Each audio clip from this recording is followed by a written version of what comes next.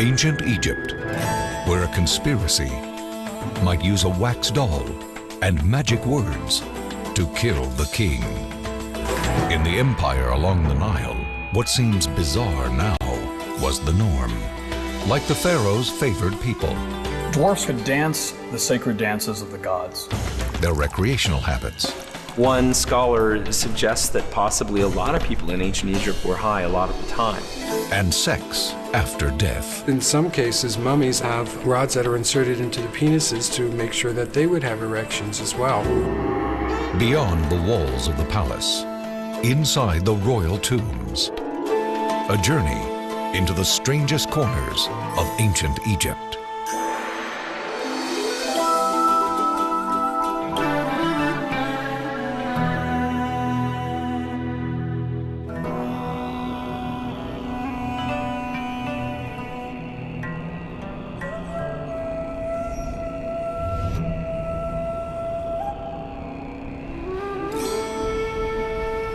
For thousands of years, the monuments of Egyptian civilization have dazzled mankind. But there is another, often unknown aspect of life along the Nile, an eerie world of magic and puzzling beliefs.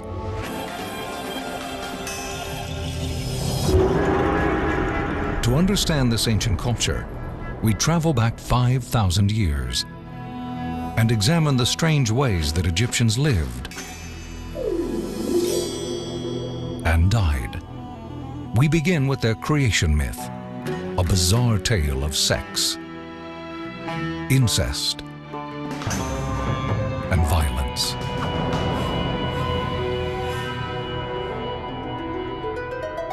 The Egyptians imagined that a god actually masturbated the world into existence. And out of semen came male and female gods, who then reproduced through regular sexual reproduction and created successive generation of male and female gods. In the pantheon of Egyptian deities, brother marries sister. These incestuous gods bring family feuds to violent new heights. Osiris was invited to a party by his brother Seth. And as a party favor, Seth offered a coffin. Only at an Egyptian festival would a coffin be an appropriate party favor. Driven by jealousy, Seth locks Osiris inside the coffin and throws it into the Nile. After a frantic search, Isis, Osiris's wife, finds his body. But Seth attacks again. He slices his brother into pieces and scatters body parts across the countryside. She was able to find all of the pieces except for his phallus, which had been eaten by a fish. Isis binds her husband's body together, turning Osiris into the first mummy. For thousands of years, Egyptians will imitate this story, carefully wrapping the corpses of their loved ones. Isis, however, finds another way to ensure the immortality of Osiris. By her own magical powers, she recreated a new penis and then was able to impregnate herself through her divine husband and bear his son and heir, the god Horus. Ancient Egyptians believed their magnificent civilization was formed by this mixture of incest, masturbation, and castration. It would be thousands of years before the rest of the world got a peek at how strange it could get in an Egyptian bedroom.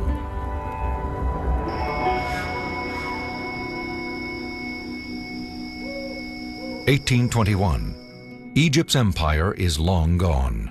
European armies occupy her land. French consul Bernardino Droviti combs through the ruins of an ancient village called Deir el-Medina, looking for artifacts. Built more than 3,500 years ago, probably by Pharaoh Amenhotep III, this working-class town near the Valley of the Kings once housed the men who constructed the royal monuments. That is a very important village that we can know a lot about marriage, about love, about life of an ordinary Egyptian who really created the tombs. Here, Drovetti buys a huge cache of papyrus documents. He unrolls one and finds a set of shocking erotic cartoons. It has got wild scenes of men and women in most contorted positions, performing intercourse in the most bizarre ways with all sorts of different accoutrements. I mean, they're hilarious scenes.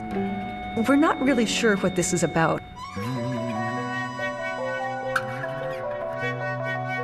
One of the amusing things is that modern scholars have been rather trepidatious about publishing this text because it was a little too raunchy for some of them. In one scene, a woman is engaged in intercourse with a man with an enormous phallus while she has a little hand mirror and she's putting on eye makeup. Is this a satirical comment on upper-class behavior, or just a private collection of pornography? Modern scholars aren't sure.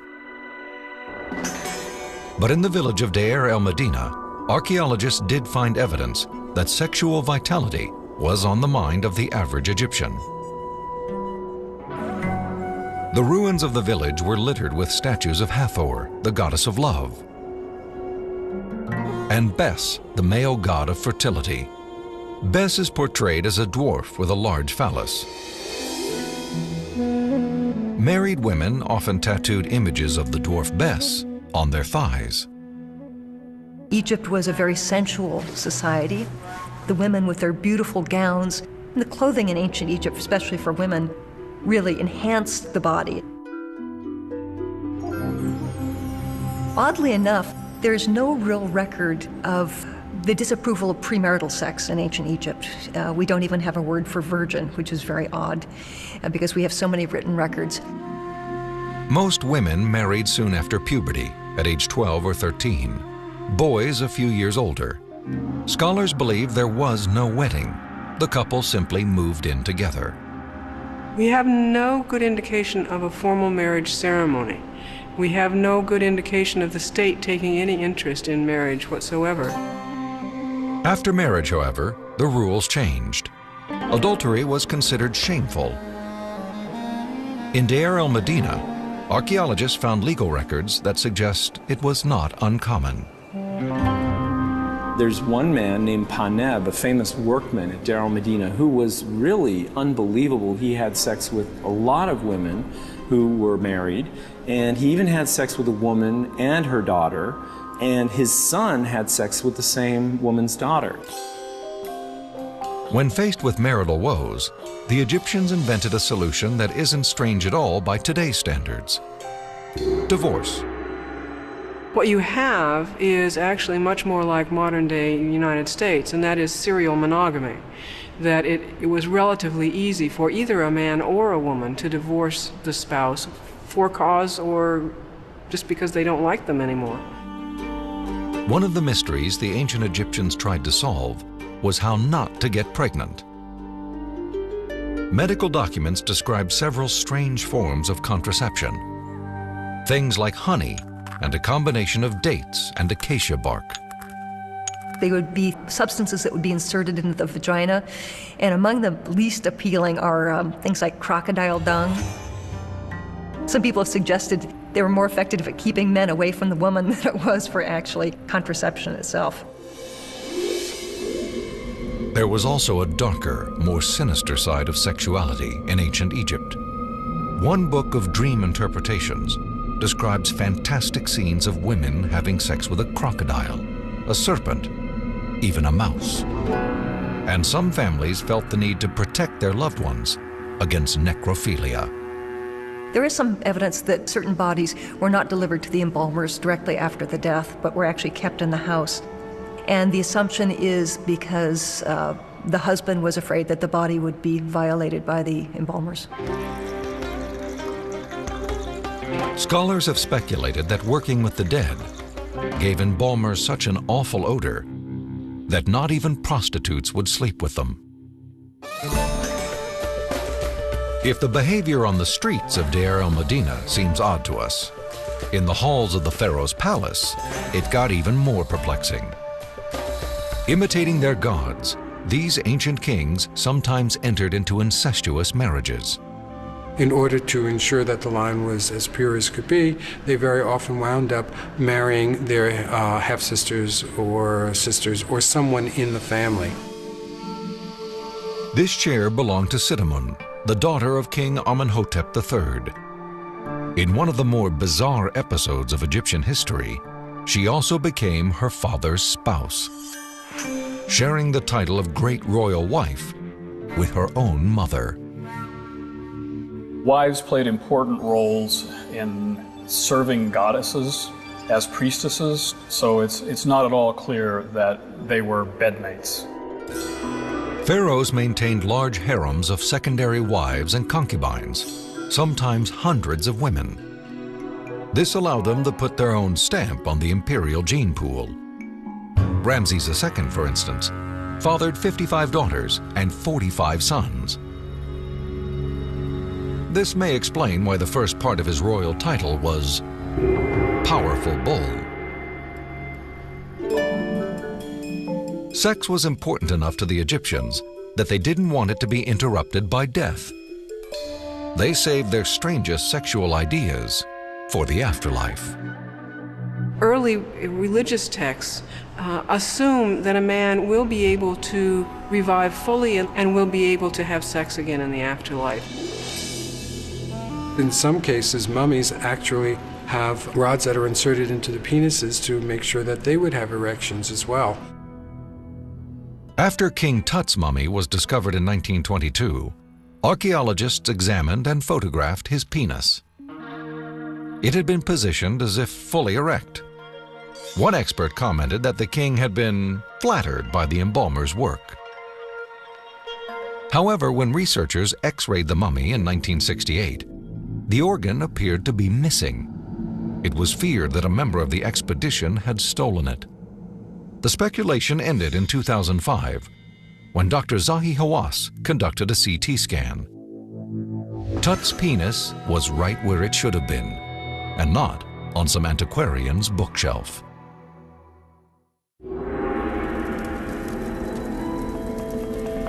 Dark forces in the service of love. Strange ingredients. A scarab beetle, milk of a black cow, apple seeds, nail clippings, and a pot of human urine. These substances came from the toolkit of a highly skilled magician.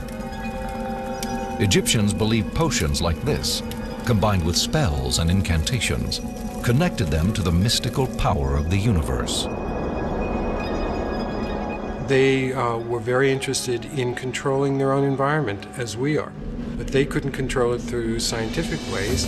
They wound up controlling it through magical ways. A papyrus from the 2nd or 3rd century tells of these magical ways, of a sorcerer who used these substances in hopes of making a woman fall in love with him. The notion of magic is fundamental to the Egyptian understanding of their gods and the universe. If you can make use of this force, which underlies the universe, then you too can make use of words or images and have a practical effect. With the scarab in his hand, the magician recites a long spell, thus dispatching it on his mission of love. He then drowns the beetle in the vial of cow's milk.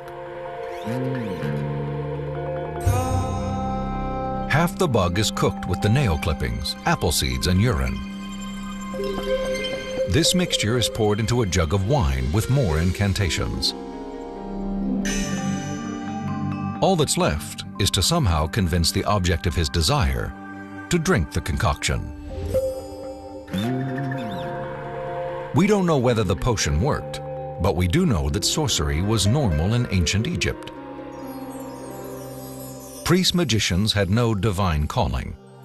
It was a hereditary post, and a part-time one. Priests served for about 3 months of the year. During that time, they adhered to strict rules of ritual purity. They abstained from sex and meat. To get himself in the mood for spell casting, a conjurer might chew the flowers of a blue lotus, a plant known for its psychedelic effects. There was a desire to transport yourself and experience dreams. And this was part of the way of divination, the way of figuring out what would happen or what should happen. People relied on the magician's skill to protect them from spirits of the dead who had not been properly mummified. Egyptians feared such ghosts stalked the world, spreading evil. There were magical ivory knives designed to draw a protective circle around the bed to protect you in the evening. And these have figures of protective gods brandishing knives to ward off demonic forces that might attempt to cross that line. A conjurer could also create a magical text like this one. Written more than 2,700 years ago, it was probably commissioned by the father of a young child. It is a decree promulgated by a temple which says that I, God so-and-so, will protect you, your name written here, from a wide variety of diseases, illnesses, nightmares that would be a problem for you for the duration of your life. For Egyptians, the world of magic and the spirits of their ancestors were familiar territory. There was actually very little real separation between the land of the living and the dead. You could communicate through letters to the dead. That was one of the most effective ways. This simple clay pot, covered with hieroglyphs, is one of the strangest examples of a letter to the dead. This long letter written by a man to his deceased father asks for help against sickness on behalf of himself and his wife, and in addition, that his dead father ensure that he and his sister both have healthy children born to them. Egyptians used wax effigies to create even more powerful magic and curse their enemies. The practice is directly comparable to what Hollywood considers the voodoo doll, but which has a much longer history in Egypt, where you actually have figures that are pierced, buried upside down, trampled, and boiled. Exotic rituals weren't always necessary to summon magical forces. Sometimes all it took was a single word. Since Heka, the god of magic, was also the god of images, the pictures that made up Egyptian hieroglyphs were one of the most potent forms of magic. The signs themselves had the magical ability to come to life. It was often important, the Egyptians thought, to actually disable potentially dangerous hieroglyphs from attacking the dead man. For instance, to neutralize the power of the symbol for snake, a scribe would draw daggers through its body. Some believe the power of Egyptian magic could reach around the globe and across centuries. Archaeologist Harold Carter discovered the tomb of King Tutankhamun only after years of searching. When he opened the crypt, Carter was dazzled by the glint of gold. Magnificent headpieces, ceremonial knives, and jewelry filled the crypt. This exquisite miniature sarcophagus, he learned, once held Tut's liver. It also contained something much stranger: violent curses. Hieroglyphs inscribed in the gold lining threaten a painful death for anyone who disturbs Tut's remains. Some believe these curses actually worked. Lord Carnarvon, who financed the Tut expedition, died of a mysterious infection only a year after the discovery. At the moment of his death, Cairo was darkened by a massive power failure. More than 2,000 miles away in London, Carnarvon's dog began to howl. Newspaper reports of the time detail the deaths of more than 20 other men who had entered the tomb. It created in the mind of the newspaper reporters the curse of the pharaohs and all these things that captured the hearts of the people. Experts attribute the deaths to something much less strange. They say Carnarvon died from an infected mosquito bite, and others may have been affected by bacteria or poisonous gases in Tut's ancient crypt. Yet many still believe Tut's curse is proof of Egyptian magic's strange power. Egypt, 15th century BC. Pharaoh Hatshepsut, a self-proclaimed king, was lord of the Nile. Hatshepsut was a popular leader, masterful politician, and skilled diplomat, whose bearded image appeared on statues and tomb paintings. The strange thing was, this king of the Nile was a woman. Hatshepsut was the daughter of one pharaoh and the wife of another, her own brother. When her brother died, Hatshepsut's nephew ascended the throne. She became his regent, in charge of making important decisions. She evidently got tired of being just the regent and declared herself king. She had herself represented as a king with a beard and wearing the male kilt usually rather than the woman's dress. Only a few women ruled Egypt. The last was Cleopatra in the 1st century AD. For the men who ruled, the palace was a place where their every whim and strange desire was satisfied. They were filled with beautiful women who were part of the harem, probably, or let's say women who were part of the pharaoh's entertainment. While the common folk ate mostly bread and beer, the royals feasted on beef, waterfowl, pork, and fish, all washed down with flagons of sweet wine. One thing you'd never see on the pharaoh's table was the Oxyrhynchus fish. Egyptians believed this denizen of the Nile had eaten the penis of the god Osiris after his evil brother Seth tossed it into the river. If the food that did appear on the king's table wasn't strange, the waiter might be. Trained baboons sometimes served the royals. Egyptians considered them sacred and kept them as pets. They also put the simians to work as fruit pickers and even bathroom attendants.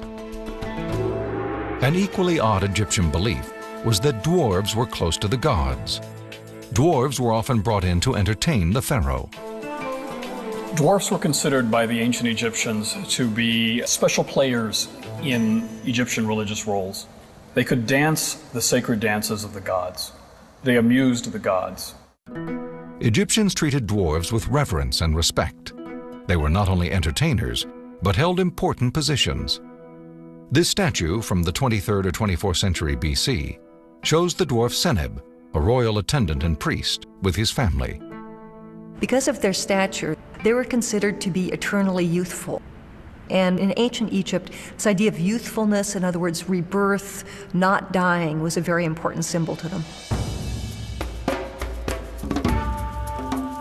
Celebrations were not just for the Egyptian pharaohs. In a workers' town like Deir el-Medina, the people who built the royal tombs took time off to celebrate important feast days and to let off some steam in their own way. Religious festivals were really raucous. They were like Mardi Gras, a little bit more free sexuality than you normally get up to, under the cover of the erotic influence of the goddess Hathor, the goddess of revelry and love and sexuality.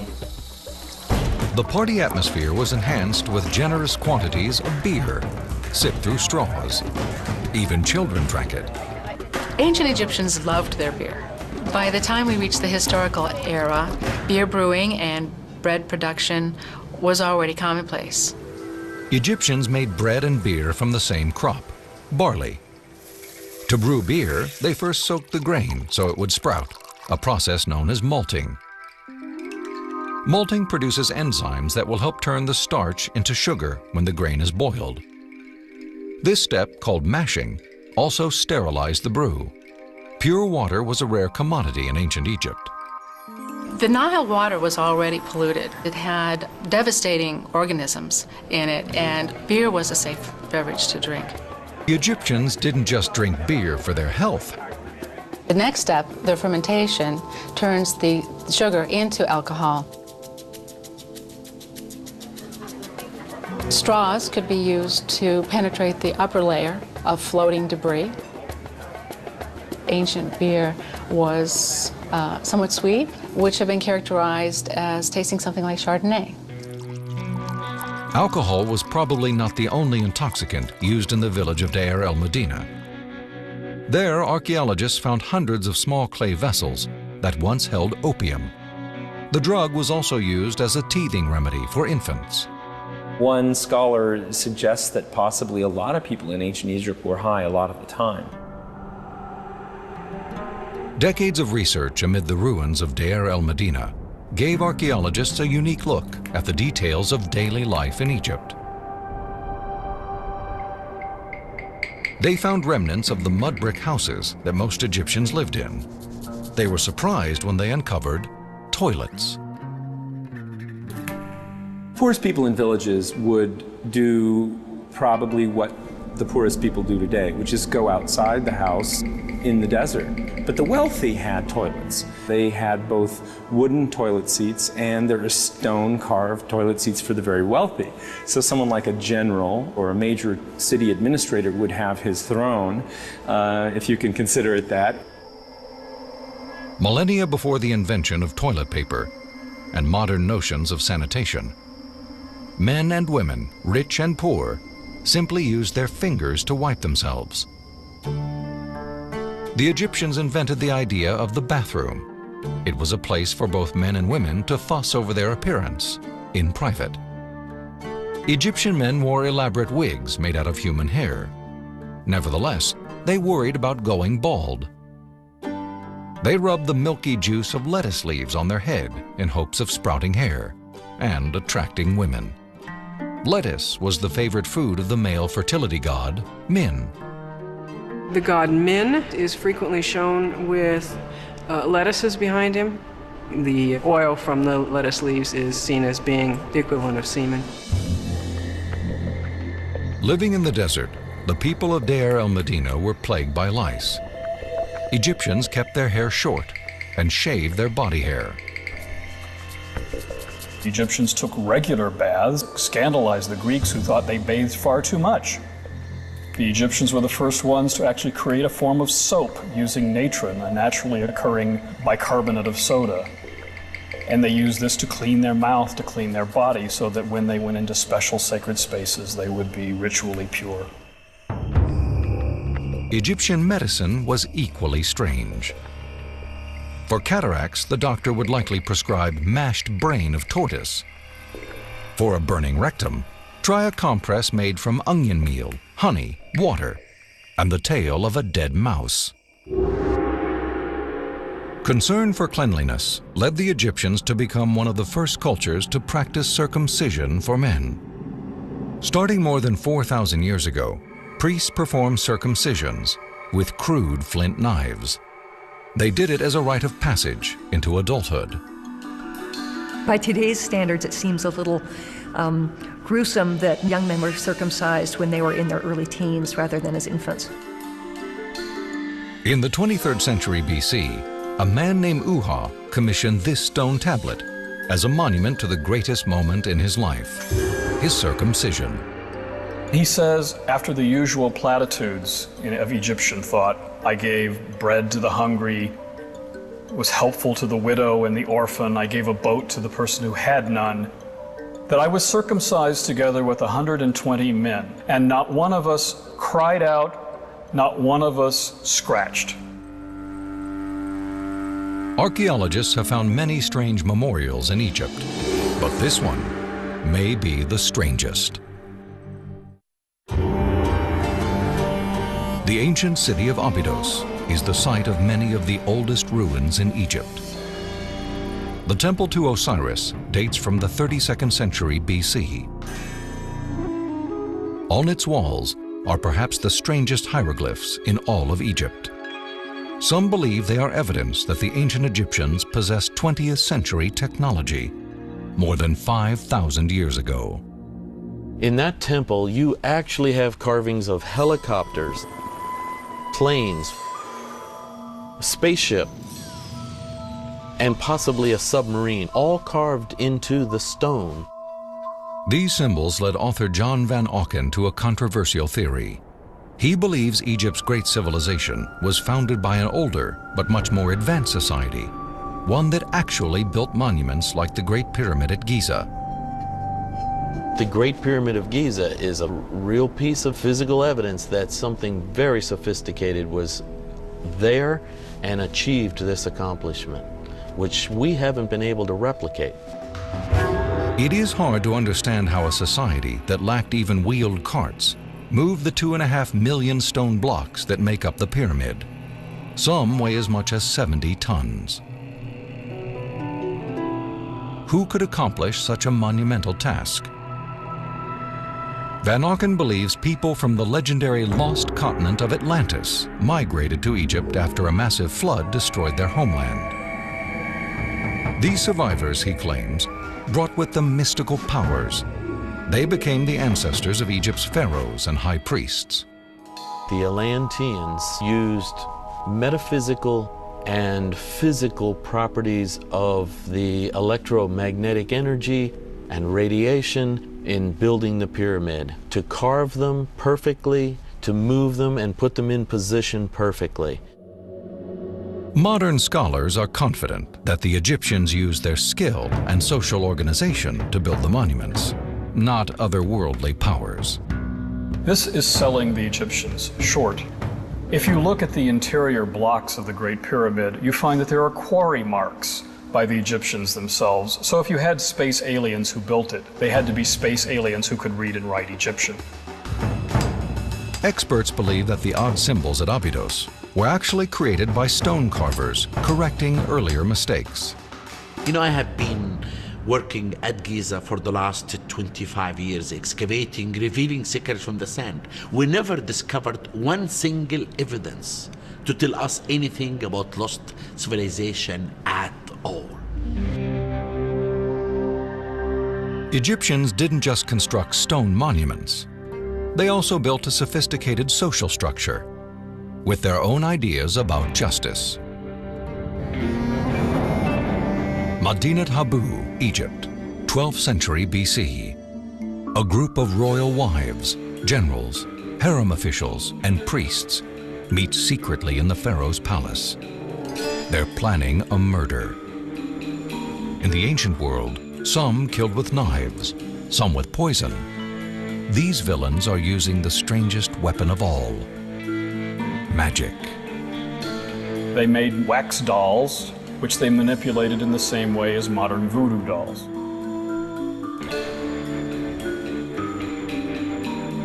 But what is clear is that magic was completely legal because the texts were taken from the royal library. What was illegal was the name of who is going to be attacked. That name was Ramses III. He eventually uncovered what court records call the harem conspiracy. One of his own wives had hatched the plot. She hoped to kill the pharaoh and put her son on the throne.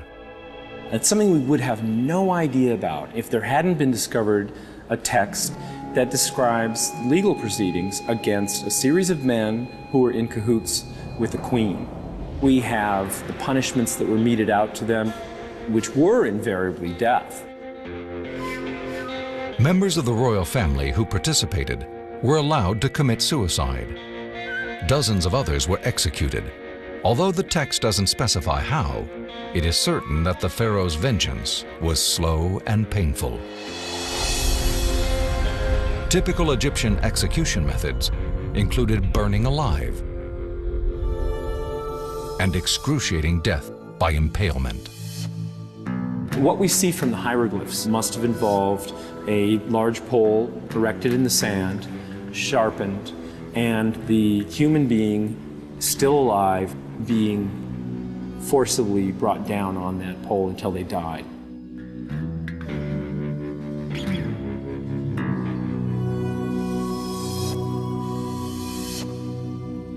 The harem conspiracy demonstrates one aspect of Egyptian justice. The pharaoh was the law.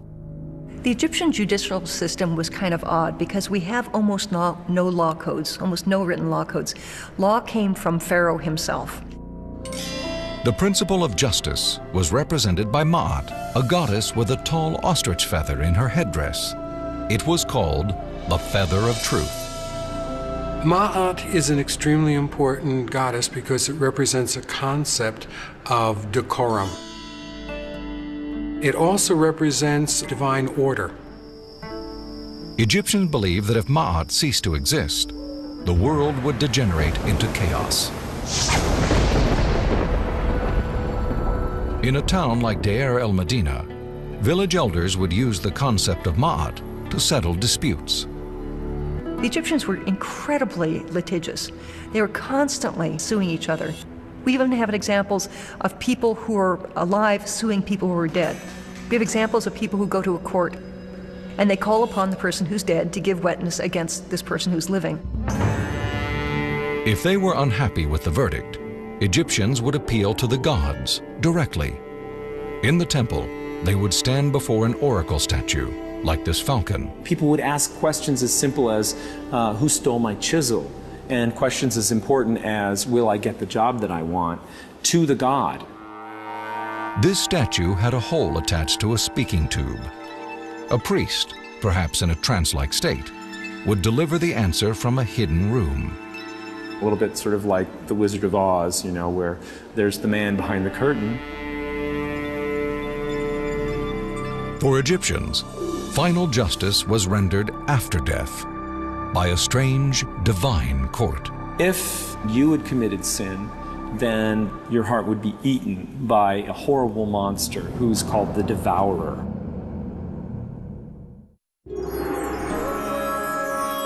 Perhaps the most bizarre thing of all about the ancient Egyptians is that they believed their strange habits would continue forever, even after death. Immortality was at the heart of Egyptian civilization. Over thousands of years, they developed elaborate rituals to prepare bodies. This way, the dead were ready for the perilous journey to the next world and judgment by the gods. The journey to the afterlife really was seen as a physical journey in ancient Egypt. And what was really important was that the body be made whole and that the soul, in its various forms, could return to the body eternally.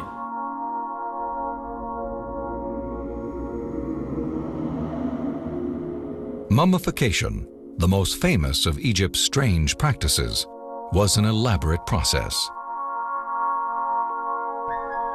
First, attendants carefully washed the corpse. Using an iron hook, they crushed the brain, pulled the pieces through the nasal passage, and discarded them. Then the embalmers removed the internal organs and preserved them in ceremonial jars, except for the heart, which stayed in the body. For the ancient Egyptians, like medieval Europeans, the heart was the center of the emotions, which is why we send hearts at Valentine's Day and not brains. Sometimes Egypt's burial practices took a toll on the living.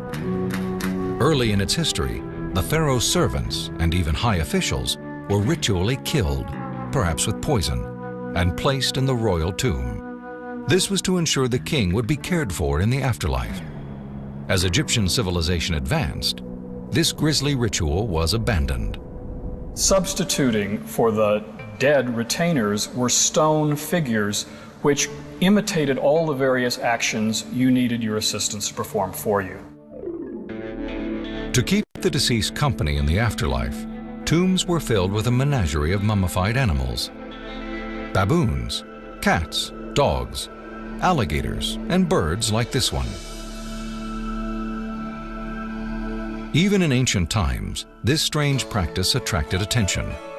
Greek travelers reported that Egyptians worshipped cats and would shave off their eyebrows when the family pet died.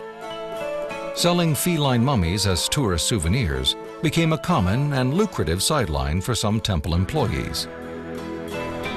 Although they revered cats just like so many other animals as sort of avatars or manifestations of gods, they killed hundreds and thousands of cats because they would raise cats in temples kill them, mummify them, and sell them to pilgrims. This was big business in ancient Egypt. Archaeologists found even stranger things inside crypts, including a working toilet. Before the crypt was closed, priests equipped the mummy with amulets, magic jewelry, and books of spells. Preparation for the strange and perilous journey to the land of the dead. His spirit must then travel through the underworld, avoiding a series of dangers and pitfalls designed by demons and otherworldly creatures to prevent him from reaching the god Osiris. First, the spirit traveled to the Hall of Two Truths, where a panel of 42 gods, with names like Strider, Eater of Shadows, and Breaker of Bones, challenged his virtue. The deceased must proclaim the sins he didn't commit.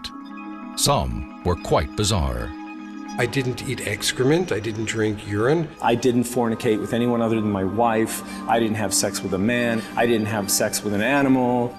They also include every single sexual activity you might think of, and if this were true and you never could do any of these things, there would have been no Egyptians left to utter these spells. But what if you had committed one of these transgressions? Or just forgotten the right answer? The Egyptians were ready for that.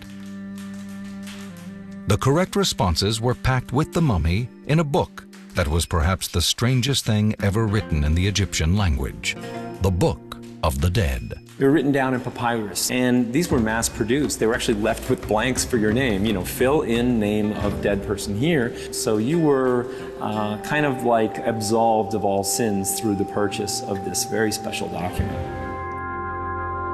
If the Book of the Dead performed as promised, and the 42 assessor gods were satisfied, the spirit was ready for the final ritual. He presented himself to Osiris, the god of the dead. Osiris placed his heart on a scale. On one side was the heart, and on the other side was the feather, which represented the goddess Ma'at. So everything had to balance.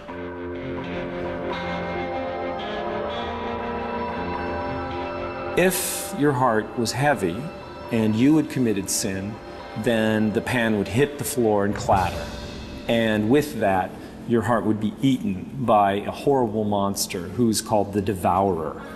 If it was as light as the feather and you had lived a good life, you would be pronounced to be true of voice or justified, which meant that your life had been worthwhile. Finally, the spirit entered the next world, known as the Field of Reeds. Attendants unwrapped the mummy and prepared the person for the wonders of eternity. They open his mouth, then he can eat in the afterlife. They open his nose, then he can smell. And they open his eyes, then he can see. In the Field of Reeds, the Field of Paradise, grain grows to colossal heights. Food is abundant. It was never anything but a sunny, beautiful day where you had all the abundance, the coolness of the breezes of the north, and where you lived for eternity in happiness with your wife and family. With these death rituals, the ancient Egyptians hoped to recreate their strange earthly civilization here, in the Field of Reeds. In essence, your tomb is the temple for you as a deified spirit, and your mummy is the cult image of you. That's why it has to be protected, that's why it has to be fed, that's why it's essentially treated just like a god. After the funeral, it is a god. Incestuous kings, magic spells, letters to the dead. Ancient Egypt's way of life and death seemed strange and distant. Yet even with their fascination with baboons, dwarves, and mummies, Egyptians created a culture whose soaring monuments are still with us today. Almost 2,000 years after the last pharaoh, the magnificence of Egyptian civilization and the strangeness still dazzle us.